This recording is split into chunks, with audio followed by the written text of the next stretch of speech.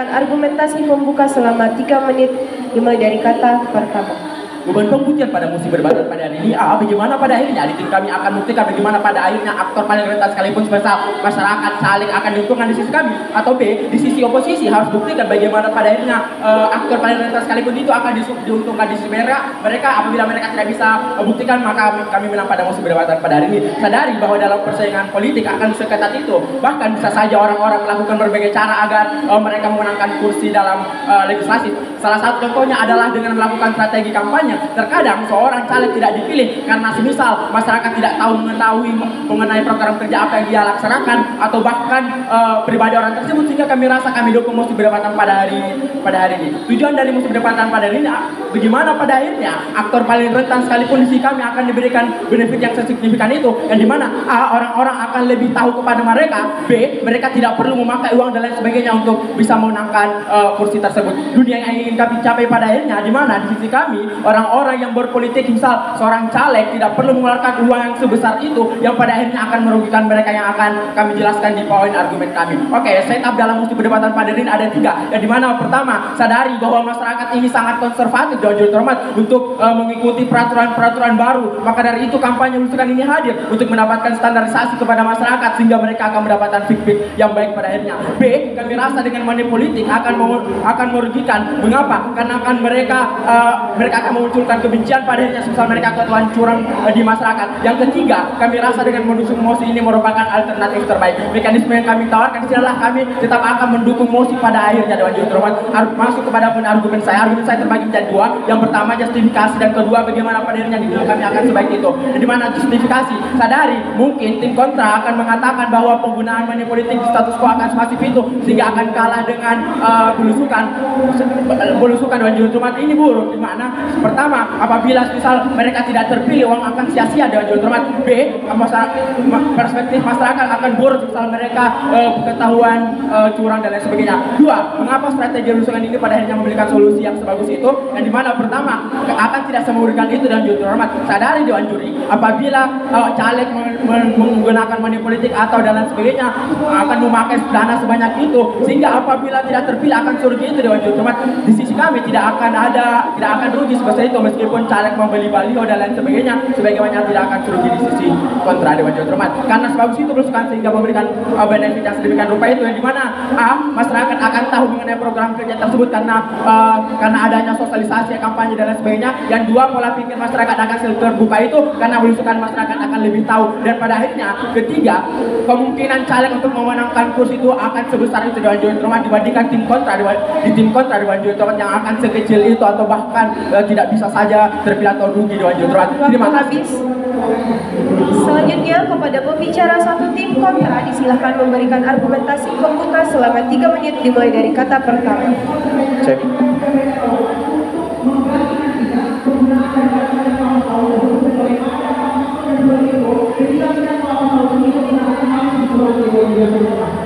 Pidato saya akan mulai dalam hitungan 3, 2, 1. Kami rasa analisis yang Anda bawakan itu tidak dapat dikredit. Mengapa? 3 respon dari oposisi. Yang pertama, kamu gagal mengkarakteristikkan kampanye belusukan itu seperti apa. Anda gagal memahami kampanye belusukan itu seperti apa. Anda mengatakan kampanye belusukan itu adalah money politik. Itu salah Dewan Juri yang terhormat. Sehingga kami akan meluruskan ini. Mereka juga tidak menjelaskan apa keuntungan mereka mendukung kampanye belusukan ini Dewan Juri yang terhormat. Sehingga mereka tidak dapat dikredit pada musim perdebatan kali ini. Masuk ke dalam poin argumentasi kami. Kami rasa kampanye belusukan bukan merupakan strategi yang masif untuk mengkampanyekan paslon, baik itu calon legislatif maupun eksekutif. Bukan seperti yang mereka katakan ini masif. Mengapa ini tidak masif? Catat dan mari lihat karakteristik dari kampanye itu sendiri. Yaitu yang pertama, menyampaikan informasi mengenai visi misi dan program kerja. Yang kedua, pengenalan calon atau partai mereka. Yang ketiga, kampanye dilakukan sesuai aturan yang ada. Mari lihat sifat dari kampanye itu sendiri, yaitu aman, terbuka, dan jujur. Sehingga mereka tidak dapat mengkarakteristikkan kampanye itu seperti apa, dan mereka gagal untuk dikredit pada musim perdebatan kali ini. Mereka juga tidak menjelaskan belusukan itu seperti apa. Mari lihat dan catat belusukan itu seperti apa. Dewan Juri catat karakteristik dari belusukan itu sendiri yaitu paslon ataupun caleg turun langsung ke desa-desa untuk mencari suara. Dan ketika kita melihat karakteristik dari belusukan itu sendiri, kami rasa ini tidak aman Dewan Juri yang terhormat. Mengapa ini tidak aman? Catat, di dalam desa ataupun setiap daerah tentunya memiliki pilihan-pilihan yang berbeda Dewan Juri yang terhormat. Sehingga ketika mereka tetap mendukung adanya kampanye belusukan ini, yang mereka rasa ini masif, ini akan terbantahkan di sisi kami. Karena nantinya akan terjadi kericuhan ketika kampanye belusukan ini dilakukan oleh salah satu paslon ataupun calon legislatif. Sadari di setiap desa itu ataupun daerah memiliki pilihan yang berbeda, nantinya akan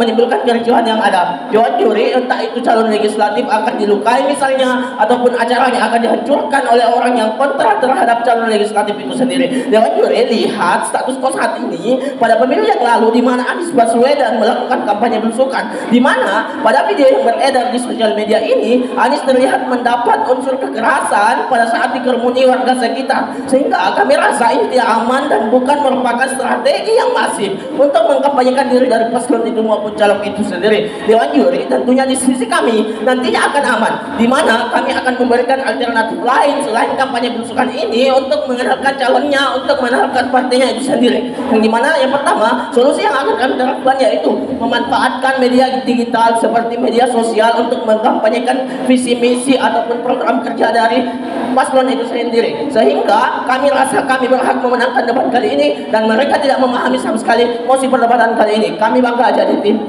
oposisi.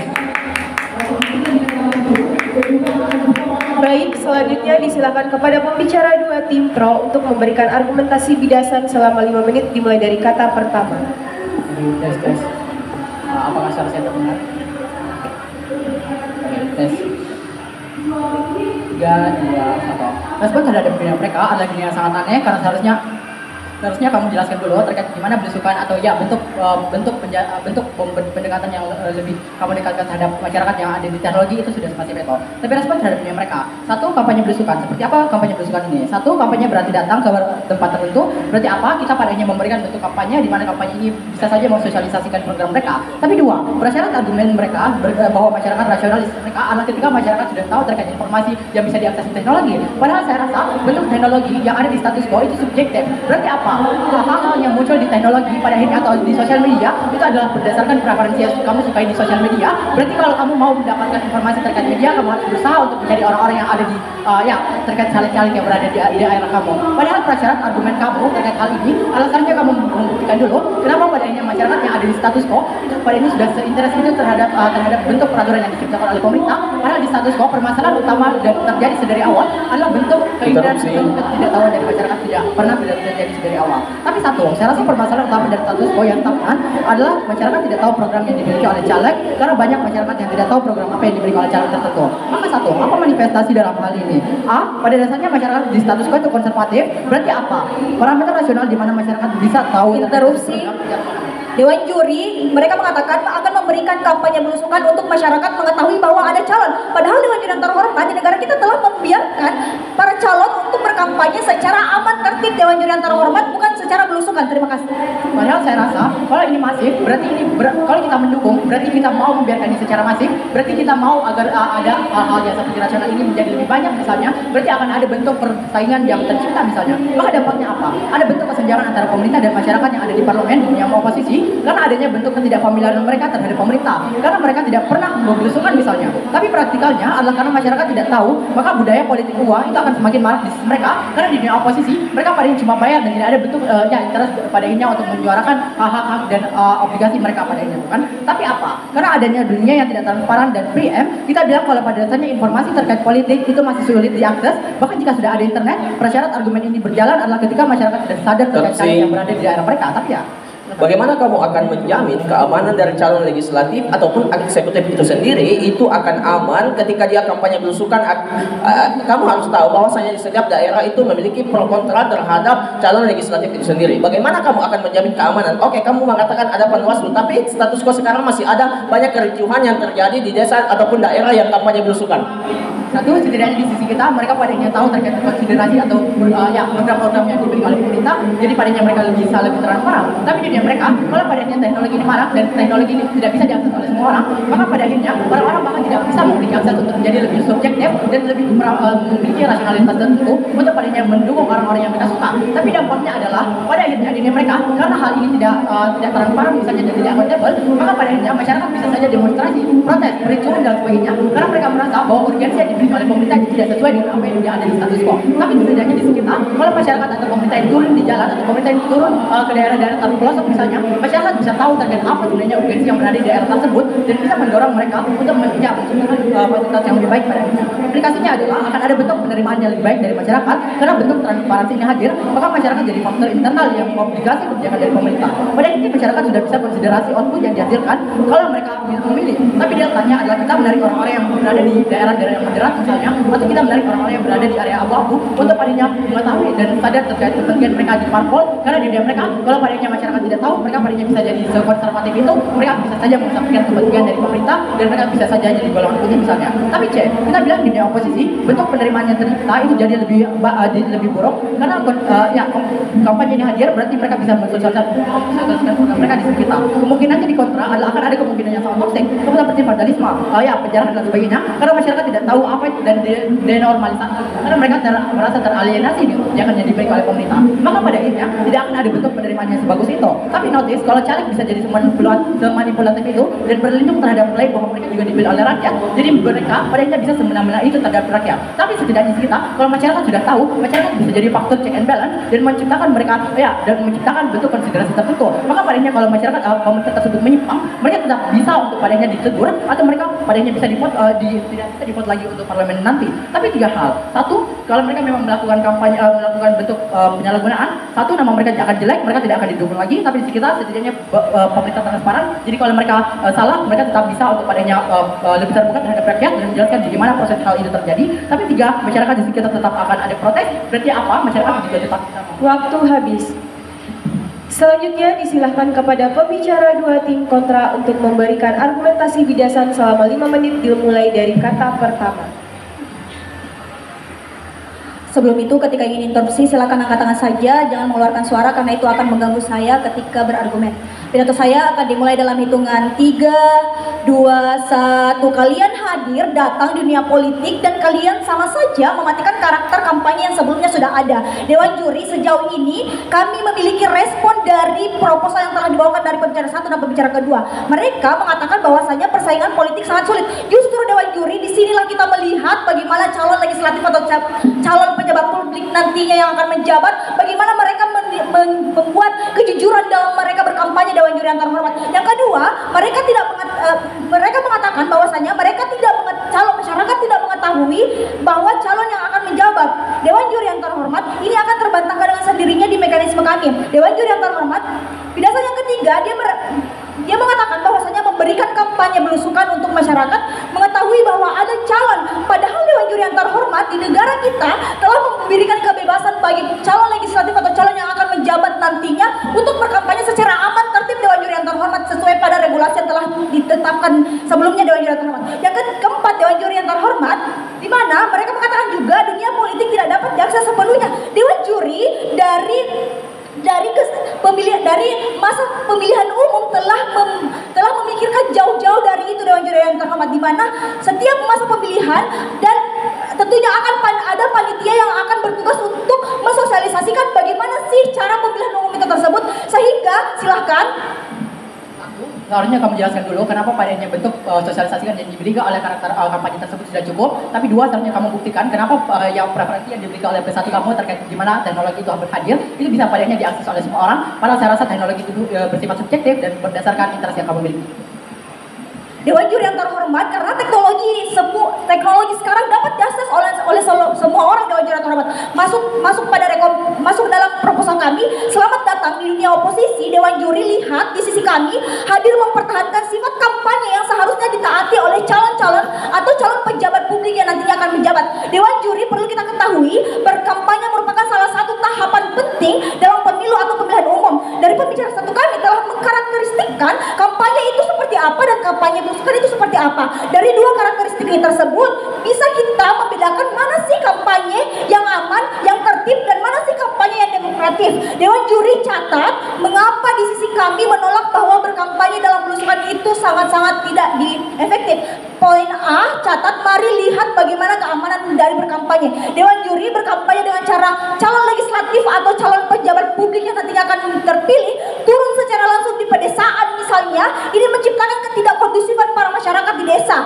Misalnya di dalam desa itu menganut adat yang sangat sakral. Sebagai contoh, di daerah Kajang terletak di Bulukumba, mereka memiliki suku yang kesakralannya sangat dijaga Dewan juri yang terhormat. Ketika datangnya calon legislatif ini, silahkan.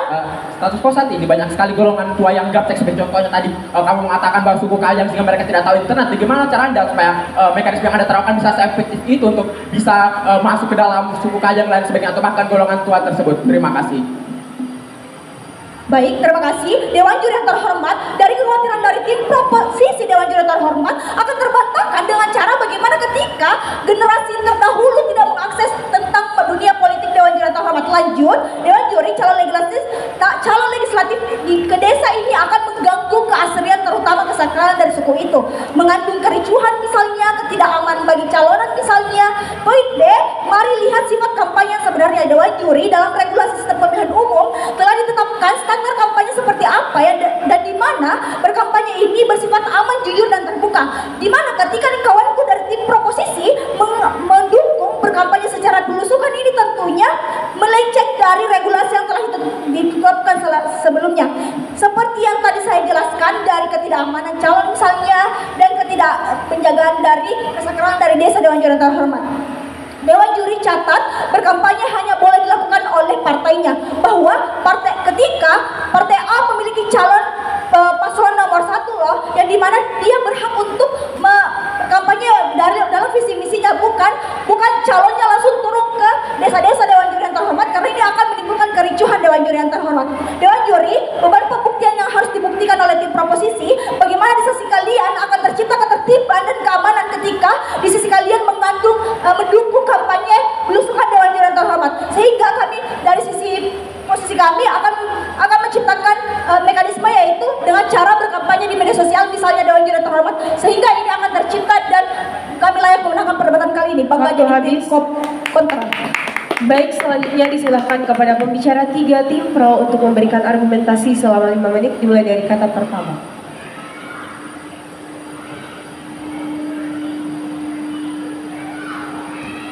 Baik, pidato akan saya mulai dalam hitungan 3, 2, 1. Sangat sedih mendengarkan oposisi dan terdengar membawakan bahwasanya kampanye belusukan akan sebelum itu di sisi kita. Sedari Dewan juri yang terhormat, bahwasanya kita itu hidup di negara yang serba konservatif, maka dari itu kita butuh banyak dukungan yang besar untuk popularitas dan juga mencapai stabilitas dan juga kenyamanan di sisi masyarakat. Notice kalau masyarakat akan se-esensial itu untuk merasakan kebijakan pemerintah yang jelas dan juga terarah pada akhirnya, karena pemerintah akan menjadi aktor utama yang amat rentan bagi masyarakat pada akhirnya, karena sendiri bahwa pemerintah yang akan membawa perubahan yang amat besar dan juga jelas dan memenuhi standar asasi manusia.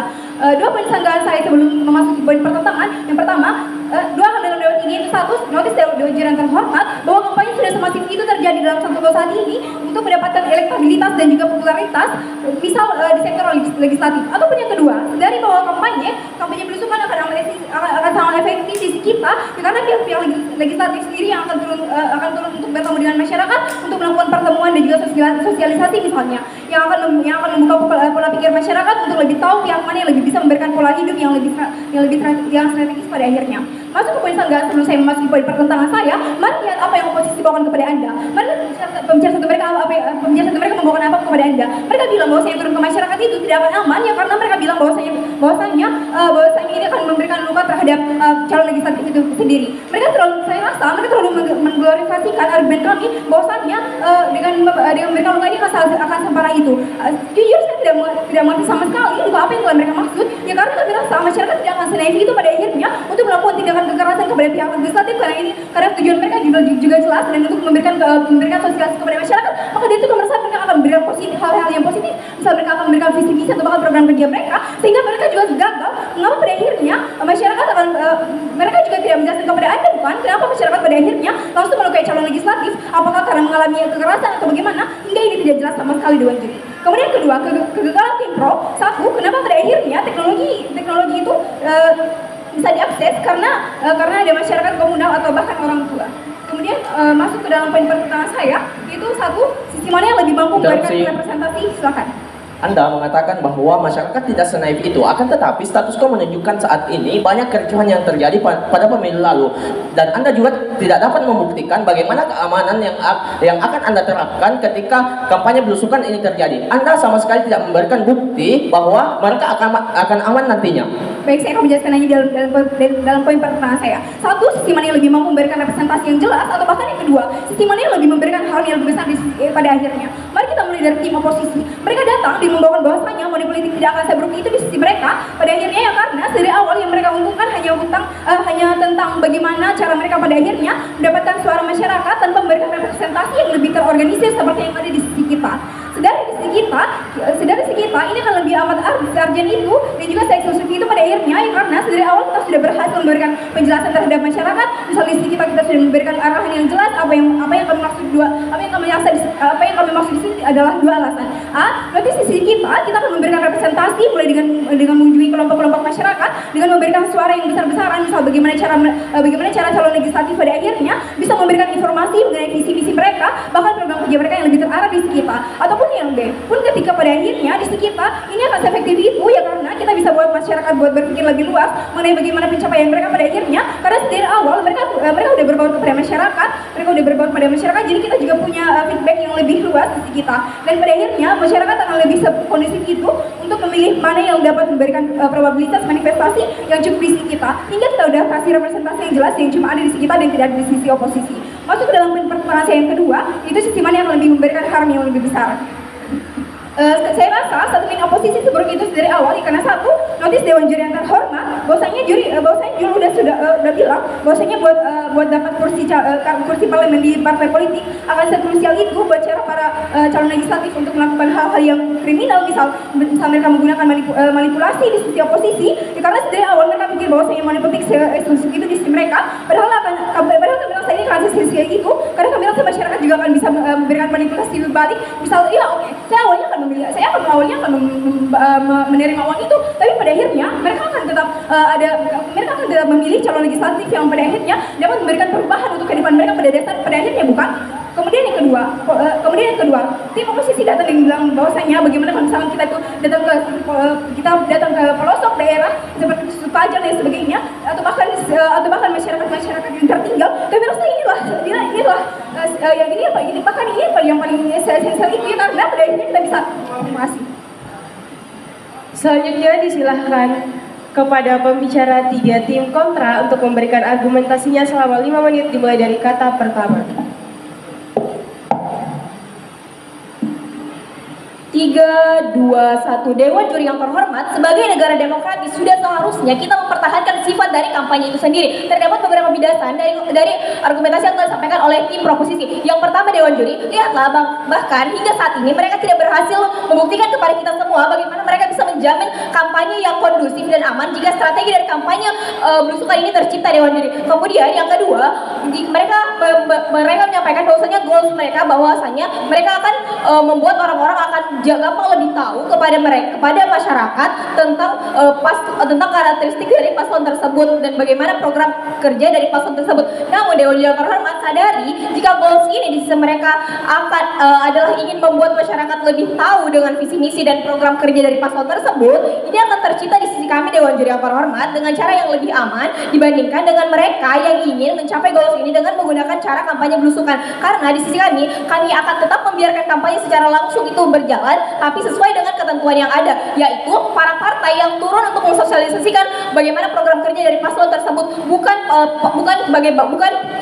caleg tersebut yang turun langsung atau paslon tersebut yang turun langsung, Dewan Juri yang terhormat. Dan ketahuilah bahwasanya goals dari mereka sejatinya akan tercipta di sisi kami. Kemudian Dewan Juri yang terhormat, mereka juga menyatakan bahwasanya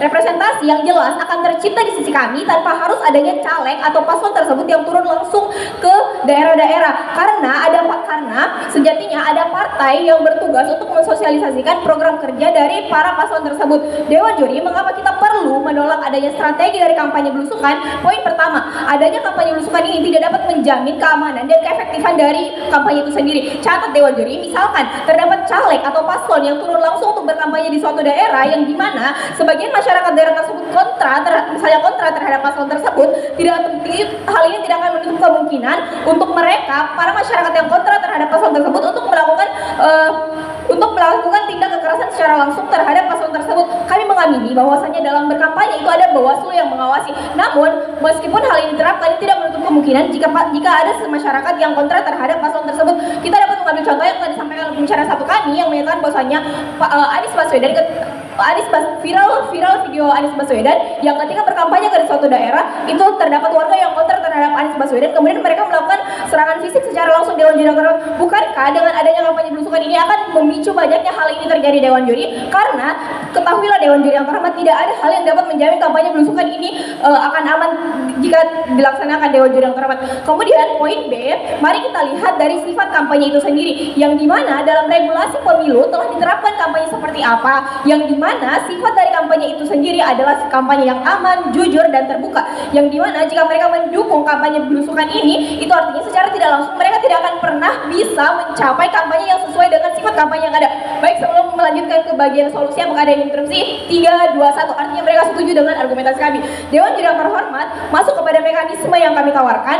Daripada kita melakukan strategi kampanye belusukan di era 5.0, sebenarnya sudah sangat banyak platform yang dapat kita gunakan untuk berkampanye. Di era teknologi ini yang dimana kita selama ini kita hidup berdampingan dengan teknologi, kita dapat menggunakan sosial media misalnya atau televisi untuk berkampanye. Dewan Juri yang terhormat untuk menyampaikan apa sih sebenarnya visi misi dari paslon tersebut, untuk menyampaikan bagaimana sih sebenarnya program kerja yang akan dicapai oleh paslon tersebut Dewan Juri.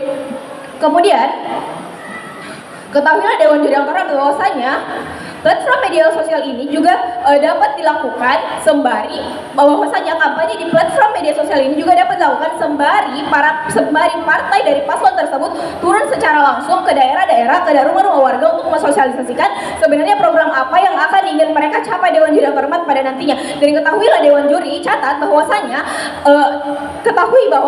solusi yang kami berikan ini akan jauh lebih solutif dan efektif dan baik jika diterapkan dibandingkan kita menggunakan strategi kampanye belusukan ini yang pada akhirnya justru akan menimbulkan kampanye yang tidak kondusif. Karena catat Dewan Juri bahwasanya kampanye belusukan ini banyak sekali dampak-dampak negatif yang dapat ditimbulkan dari kampanye belusukan ini. Misalnya dalam kampanye belusukan itu dapat menimbulkan kericuhan, misalnya Dewan Juri yang terhormat, yang dimana tidak ada yang bisa menjamin keamanan dari kampanye belusukan ini Dewan Juri. Kemudian catat pada dasarnya berkampanye itu sejatinya, ketahui kawan dari kolega tim pro bahwasanya berkampanye itu sejatinya yang turun mensosialisasikan secara langsung bagaimana visi misi dan program kerja yang akan mereka laksanakan itu adalah partai dari para calon legislatif atau dari paslon itu sendiri, bukan caleg atau paslon itu sendiri yang turun secara langsung. Dan itu juga terjadi karena di sisi kami ingin meminimalisirkan hal negatif seperti kericuhan itu terjadi, dan kami ingin menciptakan kampanye yang lebih kondusif dan efektif. Dewan Juri habis. Sekian, terima kasih, saya bangga ada di posisi Untuk menutup perdebatan, disilahkan kepada pembicara 1 atau 2 dari tim kontra untuk memberikan reply speech 2 menit dimulai dari kata pertama.